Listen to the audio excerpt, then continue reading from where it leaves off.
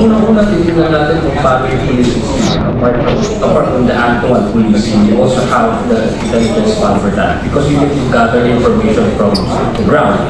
Kailangan mo talaga magkaroon ng sizable knowledge and information for you to be able to track down. Kasi mostly, in the previous administration, most of the cases na involved with yung mga nakamaskara, yung vigilante type of killings, ay up to now, hindi pa sila na nakukuha. No? May mga kaso na hindi pa talaga identify yung mga gunmen nila. And sa ngayon, doon na, during the EPK investigation, lumabas na sa sobrang dami, hindi natin alam kung paano pa ang ating kapulisan and yung follow-up investigation nila doon para ma-track down kung sino talaga yung gumagawa nun ay may finally to behind bars. No? So, I guess yung pagdating naman sa budget natin, titingnan natin kung how much dapat makita mo muna kung saan lugar talaga ito nagkaroon ng concentration. That's number one. Based doon sa investigation namin, it happened, most cases na nagkaroon ng vigilante type of killings ay nasa NCR. Kung di ako nagkakamali, Caloocan, dito sa Quezon City rin. So, titingnan natin kung ano yung concentration nung nangyari doon. Yung sa mga, yung police na sila ba ay kulang ng manpower for them to not be able to police their area. Ano pa yung mga kulang sa kanila, gadget pa kulang. But ultimately, I guess yung gathering of information that I think the police also needs to benefit. So if that requires budgetary allocation, I am very much willing to help out. No? Kasi susolusyonan natin hindi lang yung rampant killings in the street as we've seen in the previous administration, but to finally also make sure that the people, the public, will really trust our police system. That we really trust, the people really trust the due process of law. Yun ang pinaka-importante yun eh. Kasi sa demokrasya, tulad natin bansa, kailangan mong pairalin yung sense of justice.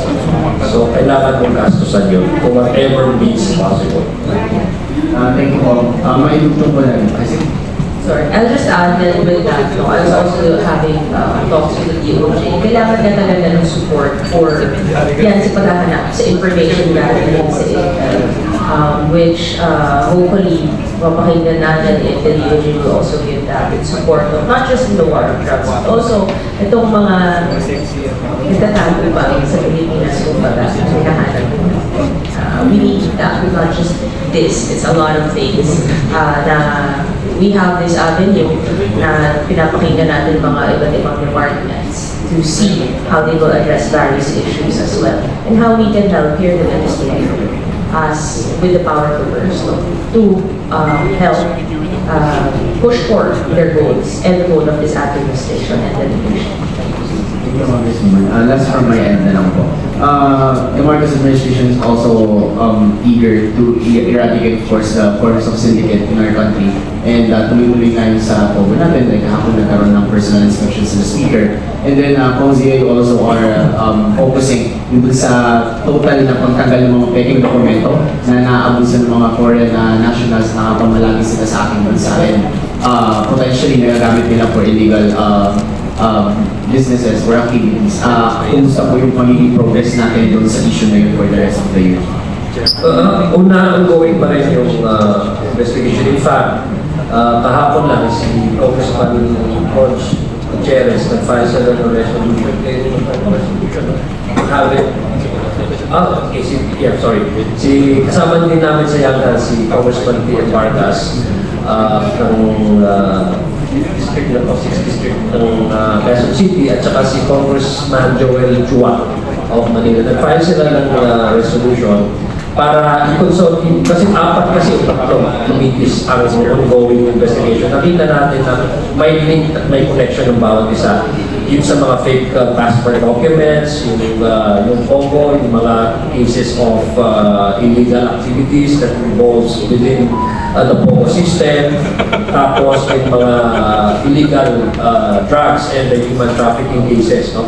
So lahat, nakita natin lahat connected siya. So, ninararapat ng itong mga kasamahan sa Young Guns na mag-file na sila ng resolution so that we would have one bigger committee really focus on illegal activities that involve illegal in the Pogo, no?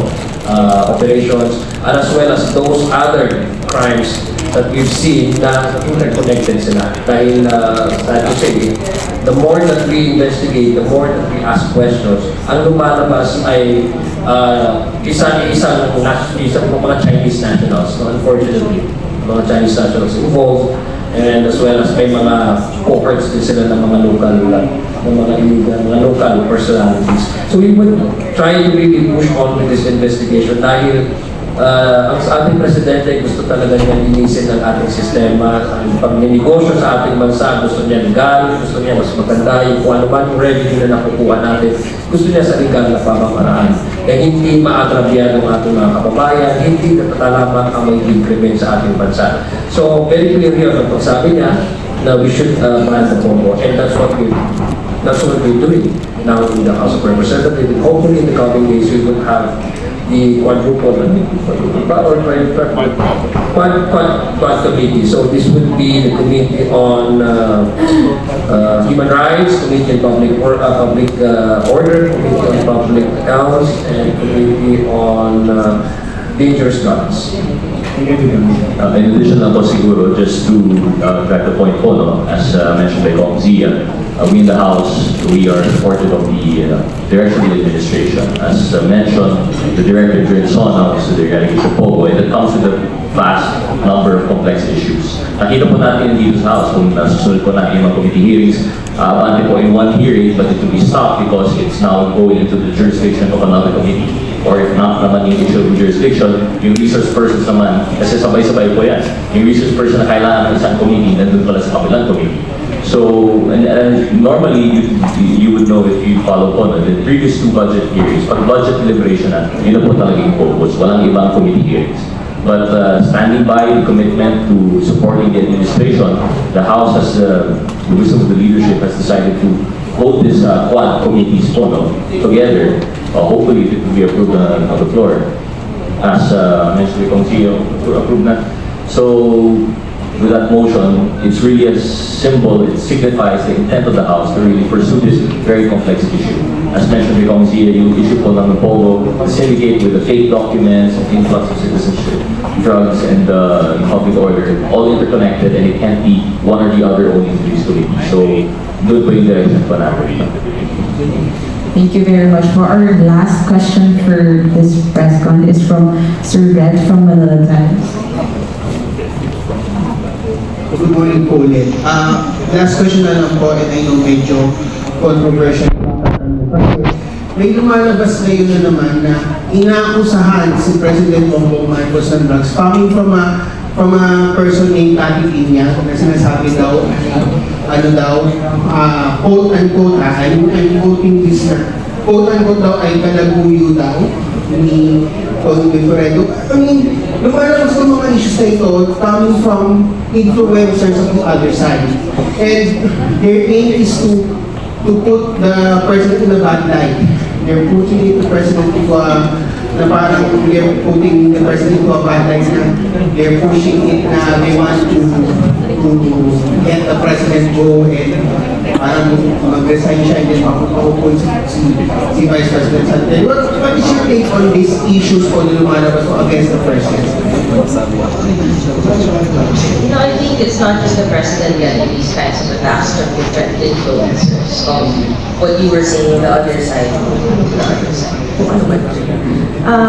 But it's scary na papayagan ba natin ito na ang sarili natin presidente ay sinisiraan with baseless accusations, taking advantage of social media, online, to misinform, and which is what you're trying and have been trying and still pushing. I think the president also urged the media, our media friends, to help fight disinformation, misinformation, these kinds of things. Kasi it's being taken advantage of. These so-called influencers na madalas na tawag sa kanila if they're trying to push for siguro chaos or siguro to make Filipinos fight against each other. Diba? Hindi naman tama. Yung nakakatakot ang talaga dito na kaya mag-atake ng presidente. Not just ordinary people.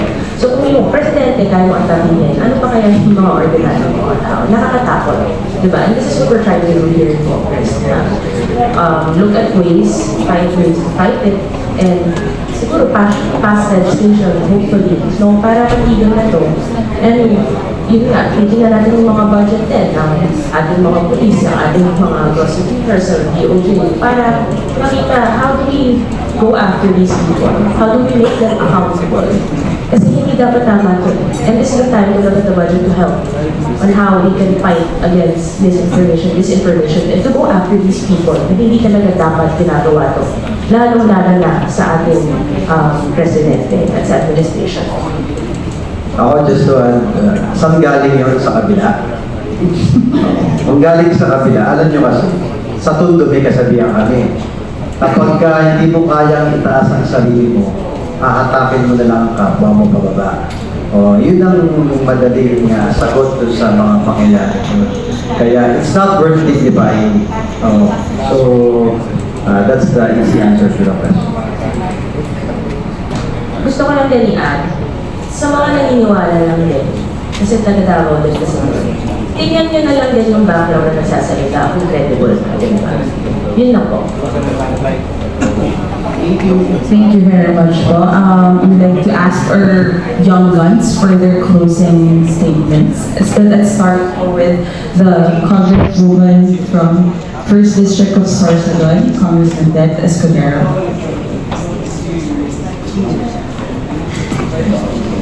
First of all, thank you very much to everyone who attended this briefing. Gusto ko lang imbitahan lahat na manood ng ating Young Guns on the Move. It will be aired starting Thursday, and every Thursday from 5:15 to 6 p.m. So meron tayo sa TV, meron tayo sa mga social media platforms, PTV4, and sa ABS-CBN, TV Plus, and also sa Congress TV and sa ating social media platforms. Please follow us, of course, on Facebook, sa YouTube channel, Young Guns on the Move, and PTV4 and Congress TV. Thank you. Congressman Martin Suwan po. Good morning, everyone. I'd like to invite everyone to watch the Cagayan de Oro City episode of Young Guns on the Move. And there were only a few of us, but I think it's going to be fun. You'll be able to learn a lot more about the congressmen who participated in that episode. And I think it's very easy to watch the episode on Facebook and on YouTube. Thank you. Congressman Raj Gutierrez po. Again, I'd like to thank our media friends for joining us today. We'd like to invite you to watch Young Guns on the Move. Akala ko po, documentary style lang po ito.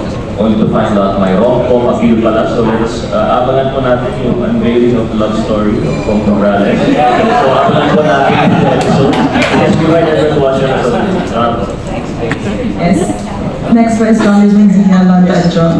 I just want to re-echo what my fellow young guys here. Inviting you to watch and then follow our accounts. We have FB account, Instagram, and we have also YouTube, right? Yeah, and TikTok. Please follow them. And I'm excited to also invite my fellow young guys here. In Marawi City, we're going to film maybe Classic Comedian dapat marami din ikaw. So then definitely before the break, we will be in Marawi City to shoot our episode in Marawi City, Yakan sa in Lano Luso. So maraming salamat for the opportunity and thank you for joining us here today in the lounge. Congresswoman Attorney Minister Morales.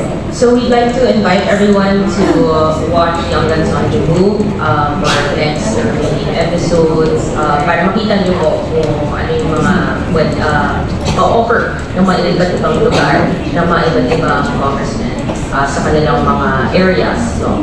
And follow also all our social media pages para hindi nyo lang makita kung anong ginagawa natin sa ating mga lugar, pati na rin dito sa Congreso para you'll get to see sino ba itong mga new generation young leaders na inyong nilagay po sa West. Congressman Paulo Ortega. Naiindahan niyo na po lahat. So, kawisan amin na po, naging tayo, kakapsat tayo mga Ilocano, kitaan tayo dato, ibuyahan tayo dato yung nakintas na show, marupuyanan dito yung House of Representatives sa ako, dato yung Young Guns on the Move. Para makita tayo mga lagi na dumadong mga lugar na nakikintas. Unlike dito yung ayan tayo dito yung Ilocos Region, T5 Tintero, Pilipinas. Again, Webes, 5:15 to 6 p.m. JPTV4, nagyama kami na ulit.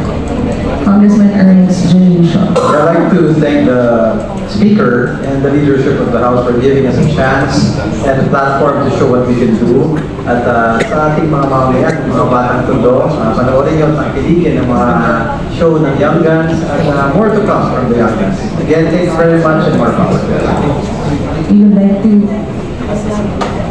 We'd like to thank our friends from the media for coming here.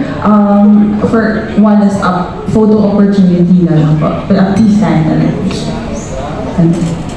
Stand.